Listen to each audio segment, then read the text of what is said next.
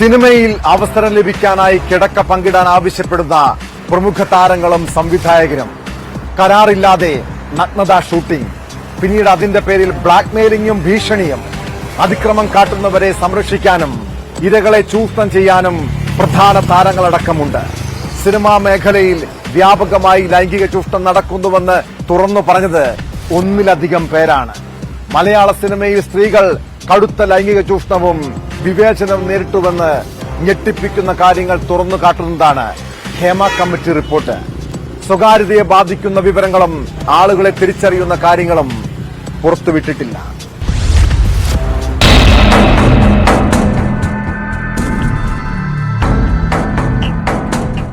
അടിമുടി സ്ത്രീവിരുദ്ധതയാണ് മലയാള സിനിമാ മേഖലയിലുള്ളതെന്ന് 233 പേജുകളുള്ള റിപ്പോർട്ടിൽ പറയുന്നു. അവസരത്തിനു വേണ്ടി വിട്ടുവീഴ്ച ചെയ്യേണ്ട സ്ഥിതിയാണ് സ്ത്രീകൾക്ക്. മേഖലയിൽ വ്യാപകമായി ലൈംഗിക ചൂഷണം നടക്കുന്നുവെന്ന് ഒന്നിലധികം പേർ മൊഴി നൽകിയിട്ടുണ്ട്. അതിക്രമം കാട്ടുന്നവരെ സംരക്ഷിക്കാനും ചൂഷണം ചെയ്യാനും പ്രധാന താരങ്ങൾ അടക്കമുണ്ട്. ഏജന്റുമാരും മേഖലയിൽ ലൈംഗിക ചൂഷണത്തിനടക്കം പ്രവർത്തിക്കുന്നു. വഴിവിട്ട കാര്യങ്ങൾ ചെയ്യാൻ നിർമ്മാതാക്കളും സംവിധായകരും നിർബന്ധിക്കുന്നുവെന്നാണ് റിപ്പോർട്ട് പറയുന്നത്. സഹകരിക്കാൻ തയ്യാറാകാത്തവർക്ക് അവസരം നിഷേധിച്ച് ഒഴിവാക്കുന്ന രീതിയാണ് മലയാള സിനിമാ രംഗത്തുള്ളത്. സിനിമാ മേഖലയിലെ സ്ത്രീകൾ നേരിടുന്നത് കടുത്ത ലൈംഗിക ചൂഷണമാണെന്നാണ് റിട്ടയർഡ് ജസ്റ്റിസ് ഹേമ കമ്മിറ്റി റിപ്പോർട്ടിലെ ഞെട്ടിക്കുന്ന വെളിപ്പെടുത്തലുകൾ. കരാറില്ലാത്ത നഗ്നരംഗങ്ങൾ ഷൂട്ട് ചെയ്തത് സിനിമയിൽ നിന്നും ഒഴിവാക്കാൻ ആവശ്യപ്പെട്ട നടിയോട് സംവിധായകൻ വഴങ്ങിക്കൊടുക്കാൻ ആവശ്യപ്പെട്ടതായി റിപ്പോർട്ടിൽ പറയുന്നു. അനുവാദമില്ലാതെ ചിത്രീകരിച്ച നഗ്നത ഡബ്ബിംഗ് സമയത്താണ് കണ്ടത്. ആ സീൻ ഒഴിവാക്കാൻ ആവശ്യപ്പെട്ടപ്പോൾ ലൈംഗിക താൽപര്യത്തിന് വഴങ്ങിക്കൊടുക്കാൻ ആവശ്യപ്പെട്ടെന്നാണ് മൊഴി. സ്ത്രീകൾ മാത്രമല്ല, പുരുഷന്മാരും സിനിമാ രംഗത്ത് നിശബ്ദരാക്കപ്പെട്ടുവെന്നാണ് മറ്റൊരു വിമർശനം. മൊഴി നൽകാൻ സാക്ഷികൾ തയ്യാറായത് ഭയത്തോടെയാണ്. അതിക്രമം കാട്ടിയ പലരും ഉന്നതരെന്ന മൊഴിയുണ്ട്.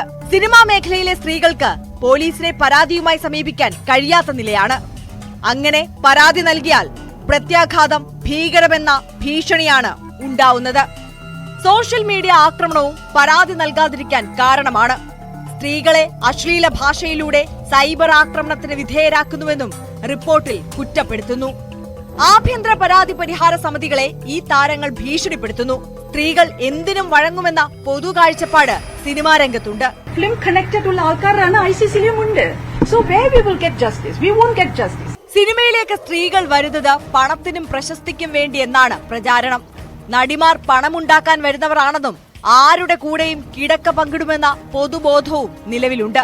അഭിനയത്തോട് അഭിനിവേശമുള്ള പലരും അതിക്രമങ്ങൾ നിശബ്ദമായി സഹിച്ചു. സ്ത്രീകൾക്ക് അടിസ്ഥാന മനുഷ്യാവകാശങ്ങൾ നിഷേധിക്കുന്നുവെന്നും വിമർശനമുണ്ട്. നടിമാരുടെ മുറിയുടെ വാതിലിൽ മുട്ടുന്നത് പതിവാണെന്നാണ് മറ്റൊരു വിമർശനം. മലയാള സിനിമാ മേഖലയിൽ നാളുകളായി കേൾക്കുന്ന ലഹരി ഉപയോഗ ആരോപണത്തെക്കുറിച്ചും ഹേമ കമ്മിറ്റി റിപ്പോർട്ടിൽ പരാമർശമുണ്ട്. യുവതാരങ്ങൾക്കിടയിൽ ലഹരി ഉപയോഗം വ്യാപകമാണെന്നാണ് റിപ്പോർട്ടിൽ പറയുന്നത്. കലാകാരന്മാർ അടിക്കുന്ന കാര്യം പുതുമയുള്ള കാര്യമാണ്. ആണോന്ന് എന്ത് ലഹരിയാണെങ്കിലും അല്ലേ? മലയാള സിനിമ നിയന്ത്രിക്കുന്നത് മാഫിയ സംഘമാണെന്നും ചുരുക്കം ചിലരുടെ കൈകളിലാണ് മലയാള സിനിമയുള്ളതെന്നും പലരും പ്രാണഭയത്തോടെയാണ് കമ്മിറ്റിക്ക് മുന്നിൽ മൊഴി നൽകിയതെന്നും റിപ്പോർട്ടിൽ പറയുന്നുണ്ട്.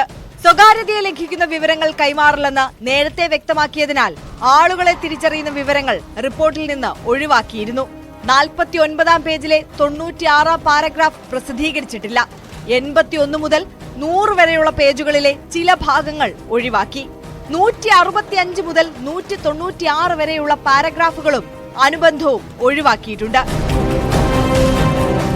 ന്യൂസ് 18 തിരുവനന്തപുരം.